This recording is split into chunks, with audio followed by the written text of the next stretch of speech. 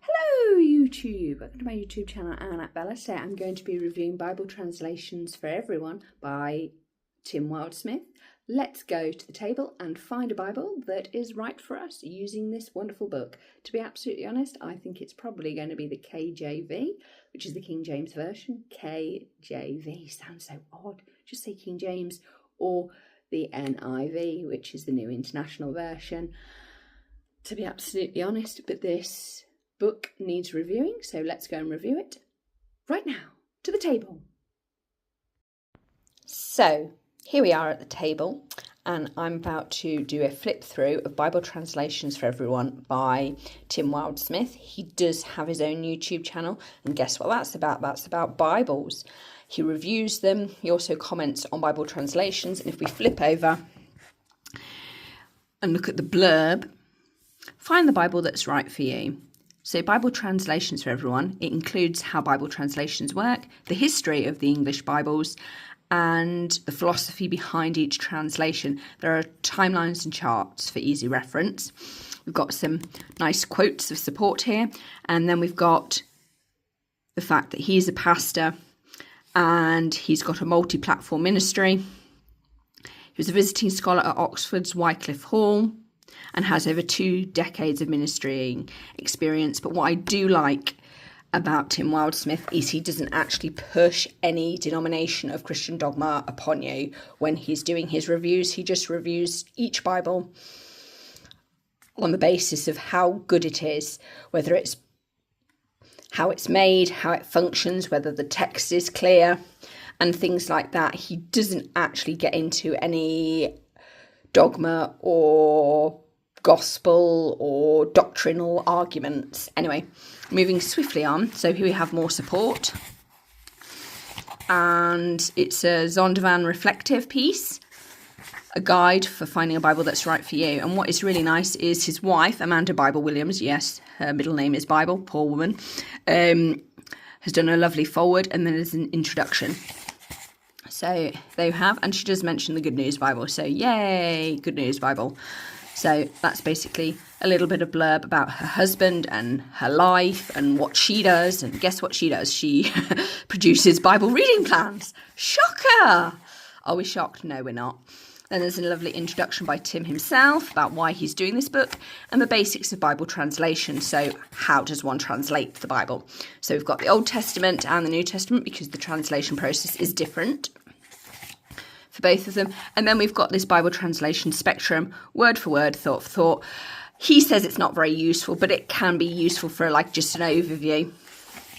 Then there's a conclusion. Then we've got the earliest English Bible translations. Now, being in the UK, we know about John Wycliffe. We know about William Tyndale. We know about Miles Coverdale. We know about Henry VIII and the English Reformation. This is really important because lots of people get it confused. The fact that Henry VIII wanted to annul his marriage to Catherine of Aragon, and I love the fact that in here Tim uses the word annul. It wasn't a divorce, it was an annulment because he had married his brother's wife, which was against biblical commandments, would you believe? And what is not commonly known about Henry VIII and should be more widely known is as a prince, he was in training to be the Archbishop of Canterbury, which is the head of the Roman Catholic Church in England, not the king, because his older brother Arthur, Prince Arthur, was the Prince of Wales and he was supposed to be King of England. He unfortunately died, and then Henry the Prince of Wales and Catherine of Aragon really pushed Henry VII into basically marrying them because they didn't want to lose the dowry, and Catherine of Aragon didn't want to go home. So because she felt that it was her destiny to be Queen of England. There is more going on with the English Reformation. It isn't just about Henry's married life. It is about the taxes that were going to the Roman Catholic Church, that the nobles had to pay, that the laity had to pay, that the gentry had to pay, that the peasants had to pay. There's far more going on than just Henry VIII wanting to get an annulment. It's the fact that the Roman Catholic Church was costing the UK a lot of money. And it becomes this fruit cake. And the icing on the cake is basically this annulment. people really struggle with Tudor history because I know abroad people think the Tudors are Middle Ages. In the UK, they're actually early Renaissance. They're classed as a period themselves, like the Tudor history. Obviously, you've got the Wars of the Roses, and that is late Middle Ages. But from Henry VII onwards, it's seen as early Renaissance, which I know some people go, eh? But in the UK, that's what it's seen, because it's not seen as... Well, even during the Wars of the Roses, people are sort of, medieval life is dying. Medieval times in England are closely associated with the Plantagenets. The Tudors are something new. So that's that. And then you've got the Geneva Bible. Yay for Geneva. And the Bishop's Bible. And then this other one, Bible. And it just goes on and on and on and on.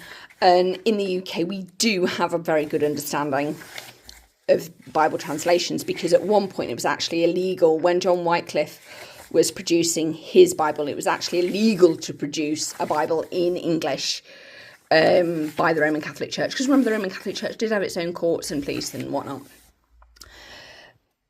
Then you've got the King James Version. King James is an interesting character in himself because he was bisexual, but that's beside the point. He was also a very capable translator. He didn't actually do any of the translation himself. He didn't have time. He was too busy being king.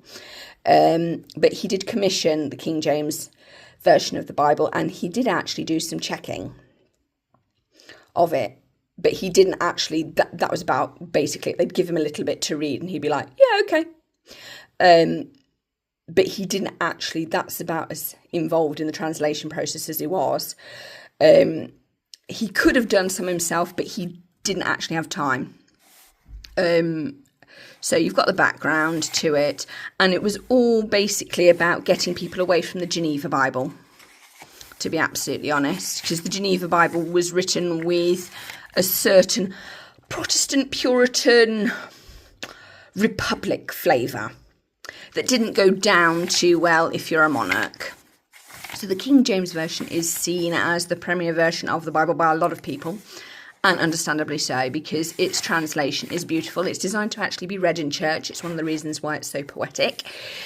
It is also one of the most complete. And what do I mean by that? I mean that the language in Genesis feels very like the language in Revelation. It's got this nice, steady, stable translation all the way through that flows nicely. I'm not saying that each of the books are the same. That's not what I mean at all. It's got a lovely flow. Each book has got a beginning, middle and end, and it has a flow to it. And the whole Bible comes together as a whole within the King James Version. I'm not saying that any of the previous translations didn't have that, but some of these early English ones were a bit clunky with the language. The King James one was not. The Geneva Bible also wasn't. The Great Bible was generally annoying. But William Tyndale is basically, a lot of the King James Bible is actually William Tyndale, in short. And then we get some lovely quotes. What's nice about this book is you do get verses from each translation. So this is the King James Version. Then you've got the American Standard Version. I don't really understand the American Standard Version because I'm not American. Sorry. All of the other... In the UK, we do tend to use the King James Version a lot. And Revised Standard Version, not so much. We do tend to like... No, we don't use that one either, because that's American. No. New International Version, we do use, and we use it a hell of a lot in the UK. It is surprising. Any version that are Americanised, we don't use. New King James Version, I suspect people do use, but it's not wide here. We tend to be NIV and King James Version. The Good News Bible also gets a good shout out in the UK.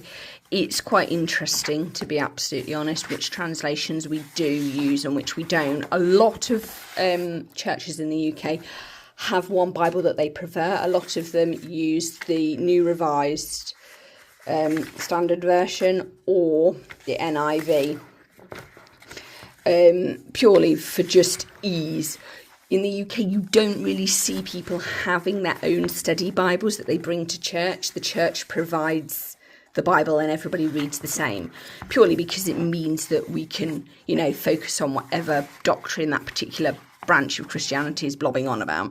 The New Living Translation, there are several others in here. I like the fact that you've also got some pictures and some various other things. If we go back to the contents page, you can see, so that one's really big in the UK. The King James Version is really big.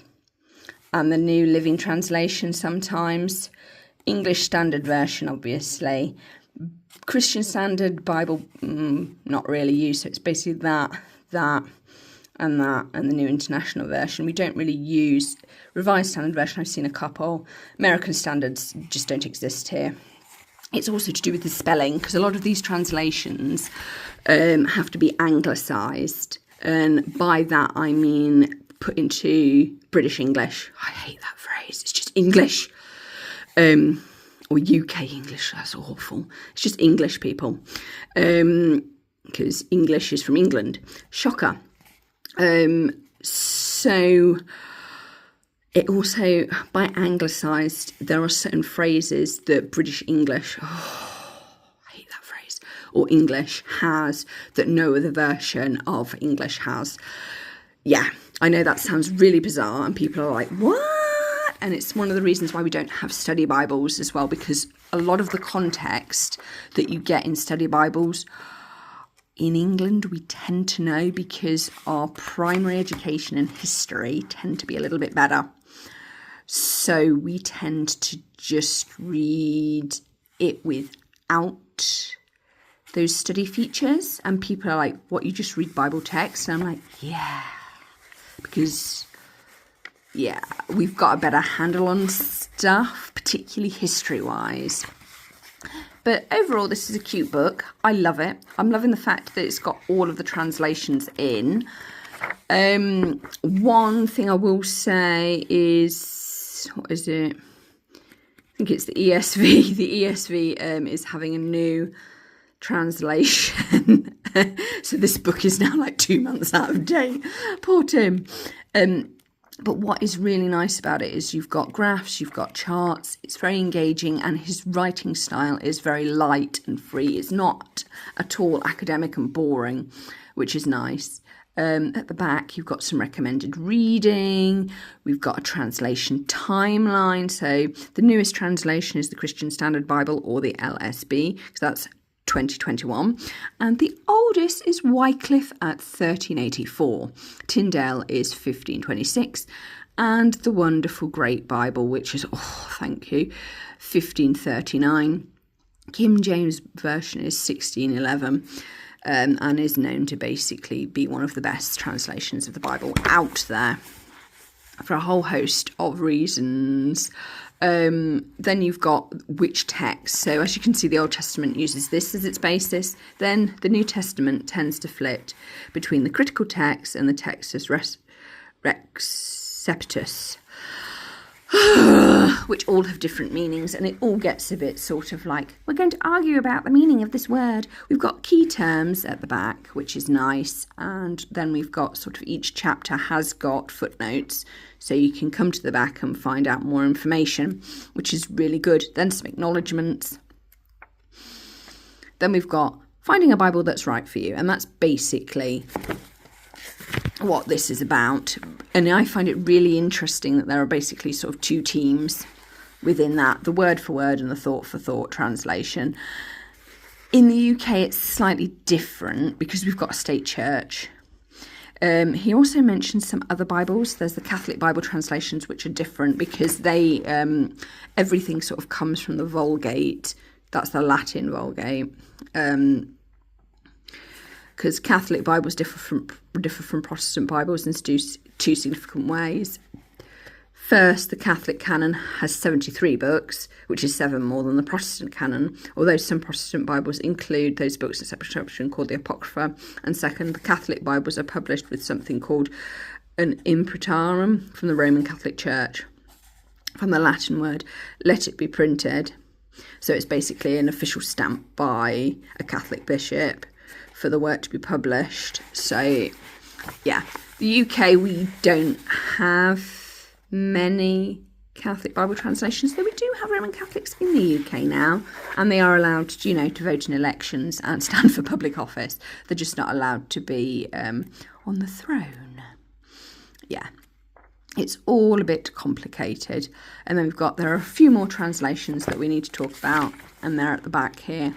So we've got New English Translation, The Message, Legacy Bible, Revised English Bible.